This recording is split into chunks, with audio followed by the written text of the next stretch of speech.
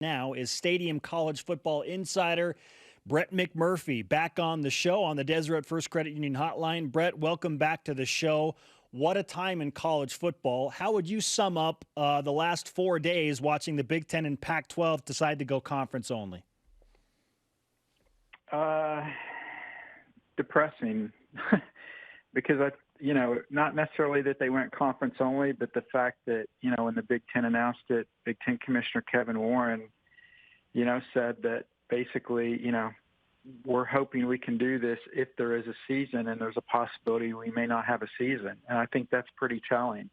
I mean, commissioners and athletic directors, they will share their thoughts with you privately about what they think will be happening. But usually they try to keep the pessimism out of the public domain. And certainly when he said that jumped out at me. And then Greg Sankey, the SEC commissioner, over the weekend also expressed his concern that there may not be a season in the fall. And so I think, that's a very, very likely reality. And, I think we'll have a more definitive answer when we get to the end of July, 1st of August.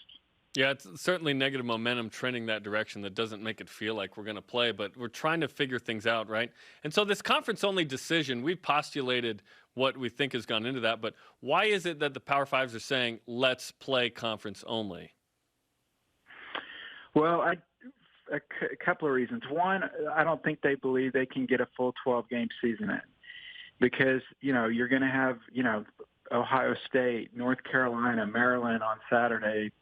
They had to shut down voluntary workouts because they had a major outbreak of positive tests. Well, if that happens in season, then you're going to have game postponements, cancellations, no contest, whatever you want to call them. So they're trying to build in additional open weeks so that you can have a 2-week quarantine period built in. You can have possible makeup dates set in there. So if you do that, you can't play 12 weeks. So if you can't play 12 weeks, what's the next best thing? Well, if you're in a conference, it's playing only your conference members. So then you lock that down to your conference members, and then if you wanted to add an additional non-conference game, what the Power 5 leagues want to do is they want to play Power 5 only opponents in the non-conference schedule. And it has nothing to do with competition, but it has to do with the testing guidelines and safety measures at these other Power 5 schools. They know that, because of the, financial advantages they have over the non-power schools, that they can test more frequently. They have different, protocols, et cetera. And so they don't want to have, if they have like 1 through 50 guidelines or requirements for their safety measures, they don't want to play a non-power school that maybe can afford to do half of those and, put their student athletes in that predicament. So that's kind of basically what they're doing in a nutshell, or what they're hoping to do. But still, we don't know how many games the Big Ten's going to play, or the Pac-12, the ACC. They're trying to figure out what to do. And, John Swofford, their commissioner, told me that they would allow Notre Dame to kind of be under their wing and be included if Notre Dame needs games, which, like BYU, Notre Dame's had a majority of opponents, cancel already. And so that's kind of what they're trying to do. Hopefully we get to that point and we have some weird schedules, teams playing different numbers of games, but I don't see anybody across the country playing 12 games this fall, even if we're able to play. Stadium College Football Insider Brett McMurphy with us on BYU Sports Nation. Brett, do you envision any Power 5 conference not following suit for the Big Ten and the Pac-12 and not approaching a conference-only campaign? No, I think what you may have conference only and then a +1 non-conference where you can get up to 9 or maybe 10, but nobody's going to play 12 again for the reasons I outlined about, there's not enough inventory to play more than one non-conference opponent in the Power 5, and they're not going to play non-Power 5s because of the safety issues and all of those things, or their perceived safety issues or concerns. So, and again, based on wanting to have these additional open dates, you simply can't fit in a 12-game season and add multiple multiple possible open dates or makeup dates. And then on top of all that, most of these schools are ending classes at Thanksgiving, so the students aren't coming back after Thanksgiving. The student athletes, I'm sure, will stick around if we're at that point. And then there has even been discussion of moving the conference championship games back a week or two, again, to build in more flexibility for these schedules. So I don't see any way, anyhow, any of these power leagues will play 12 games. And then for the non-power leagues, financially, it doesn't make sense to play that many games because you've already lost your big payday by playing on the road against a Power 5 team. And with the, capacities estimated, at least in the NFL, at maybe a fourth full. I don't see college stadiums being any different. So you're not making a great deal of money by playing additional games on the non-power level. So I think that's why it kind of looks like everyone will go with this conference-only model or conference plus one model. The ACC hasn't said what they will do, but they just announced they're going to suspend indefinitely their media days, which were scheduled for next week. So that little domino falls, I guess. No guarantee, Brett, that the spring provides any relief from this, but there's some conversation of that. JUCO expected to announce they're going to move to the spring. Ivy League has delayed. Is that any kind of possibility? Would that make any kind of sense for FBS to move to spring potentially? Well, I mean, again, it's the university presidents have to make this decision. And believe me, I know and I agree, I know all of the challenges of playing in the spring. Half of your starters aren't going to play because they're going to be holding out for the NFL draft. The season ends and then the next season starts in 3 months. You'd be asking student athletes to play 2 football seasons in 1 calendar year. I understand with all those reasons. I agree with them. But it boils down to this: how critical is the revenue for playing football in the spring? How much does that outweigh all of those challenges I just mentioned? And all I know is, in the past 3 months, I've been reaching out to all 130 athletic directors in the FBS and their thoughts on the upcoming college football season. And even back in April, I had a few ADs say, look, if we don't play football in the fall or the spring, we are bleeped. And that's because, how critical it is, this football revenue for each of these universities. And so if nobody can play in the fall, then they've got to make a decision in the spring. Is it worth a fourth of the revenue, a half of the revenue that they would generate to deal with all of these challenges, all of these issues that they're going to encounter playing in the spring? On top of that, you've got different areas of the country. You've got Wisconsin. Can you really play football in the spring up there where the state won't thaw out until maybe April? So what are you going to do the first month of the season? I mean, you've got a lot of issues like that across the country. But again, no surprise here. It all boils down to money. And financially, does it make sense to play in the spring? Then they'll try to play in the spring. And what would be, yes, a watered-down product that would not compare to anything we've seen in the fall. Talking with Brett McMurphy of Stadium Sports right now on BYU Sports Nation. Brett, let's say one of the better case scenarios does happen and conference only is 8 or 9 game seasons for most of these Power 5 teams. But in the case of BYU football, what would an 8 or 9 game schedule look like for the Cougars based on what is available out there? And is it viable financially for Group of 5 teams to keep BYU on their schedule? Well, I mean, certainly, Tom Holmoe, if he didn't have the hardest job in America, before all this, he certainly does now, at least in college athletics, because he doesn't have the luxury of Notre Dame in the ACC arrangement. So if the Power Fives are not playing non-conference, I don't think any of the Group of Fives will play non-conference. Now, maybe they pair up regionally.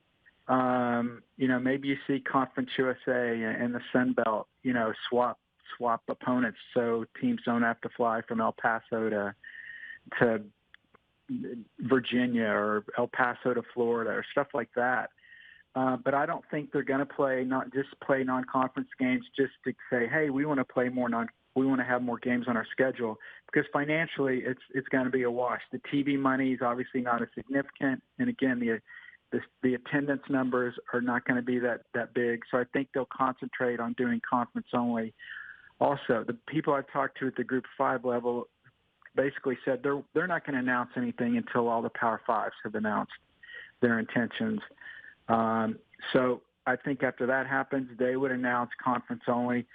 And so what does that happen with BYU? Well, unfortunately, I don't see many options, and the most likely options would be playing the other independents. Army, UConn, Liberty, New Mexico State. I know that compared with what you guys had scheduled before the season, doesn't smells like bad fish, but you know what? It's better than the alternative, and that's not having any games at all. Maybe there's some FCS programs in the area that would be able to play. Maybe you could find a Group of 5 school or two in the area that would be willing to play a non-conference game, but it's going to be very difficult. And you could have BYU and those schools I mentioned doing home and homes to get up to 8 games or get up to 10 games, and just trying to get through this season with some type of revenue, some type of season, and then regroup and hopefully things get back to normal in 2021. Yeah, that's certainly the hope.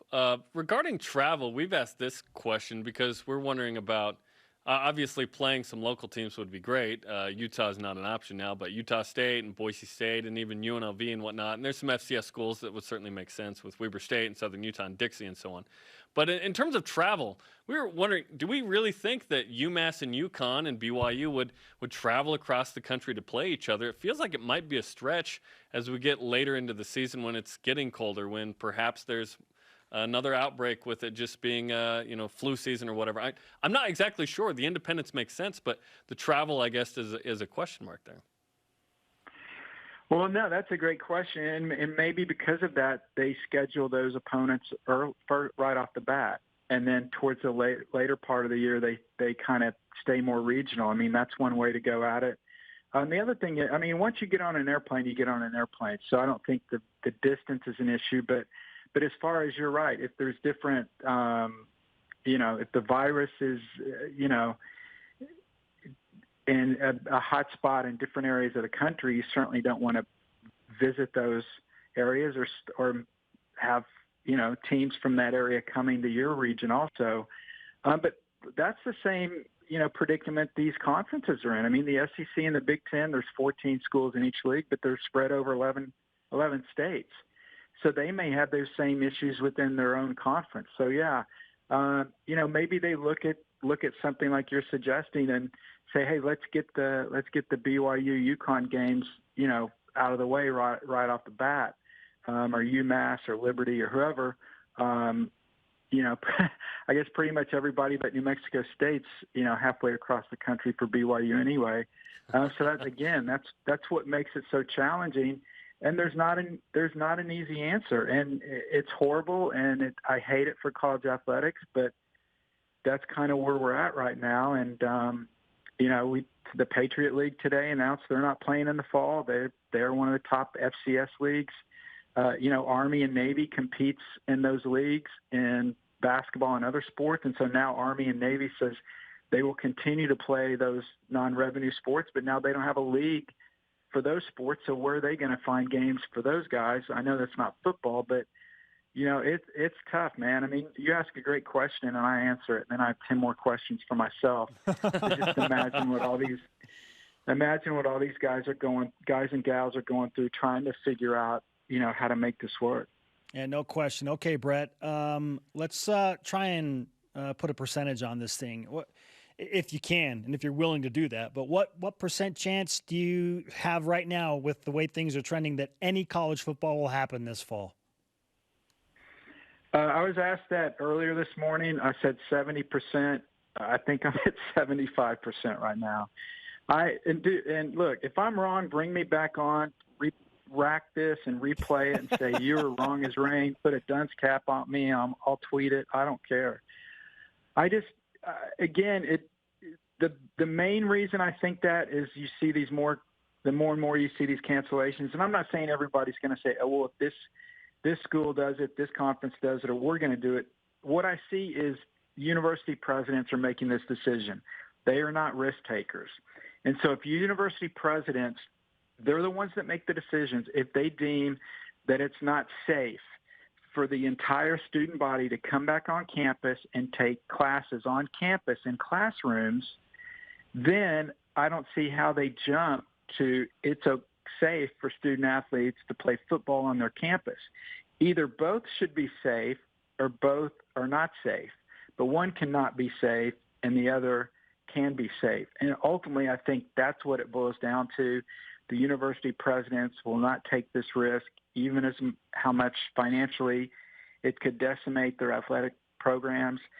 And I think we try to see if we can play in the spring, and hopefully that happens. But if not, it's going to be frightening, because I think you'll see a number of Group of 5 schools drop football or drop to the FCS if we have no football at all in the upcoming 2021 academic year. Brett, we appreciate the insight, and I so much hope that we are discussing actual college football at some point this fall. And if there is, then please come back on and join us so that we can celebrate something.